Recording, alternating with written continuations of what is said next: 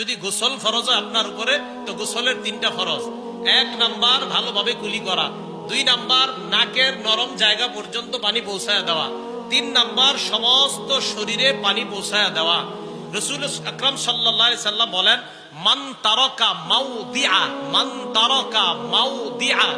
নবীজি সাল্লাল্লাহু আলাইহি সাল্লাম বলেন, শরীরের সামান্য অংশ যদি কারো শুকানো থাকে, পানি যদি না পৌঁছে, ইচ্ছাকৃতভাবে যদি এমন হয় যে তোমার শরীরে একটু অংশে তোমার অসতর্কতার কারণে গোসলে ওই অংশে পানি যদি না পৌঁছে, নবীজি সাল্লাল্লাহু আলাইহি সাল্লাম বলেন, তাহলে তাকে জাহান্নামের আগুনের মধ্যে কাজা ওয়া কাজা ওই শাস্তি দেওয়া হবে। মানে নবীজি সাল্লাল্লাহু আলাইহি সাল্লাম সাবধান বাণী আমাদেরকে দিয়েছেন। তাহলে গোসলের সময় মাথায় রাখা, ভালোভাবে কুলি করা, নাকের নরম জায়গা পর্যন্ত পানি পৌঁছায় দেওয়া, সমস্ত শরীরে পানি পৌঁছায় দেওয়া। কোনো কারণে কুলি করতে আপনি ভুলে গেলেন, নাকে পানি দিলেন আর সমস্ত শরীরে পানি দিলেন, কুলি করতে আর মনে নাই, তখন গোসল করার পরে এক গ্লাস পানি খেয়ে নেবেন, হয়ে যাবে। কি খেয়ে নেবেন? মনে পড়ার সাথে পানি খেয়ে নেবেন, হয়ে যাবে। অথবা পানি মুখে দিয়ে করে কুলি করে ফেলায় দিবেন।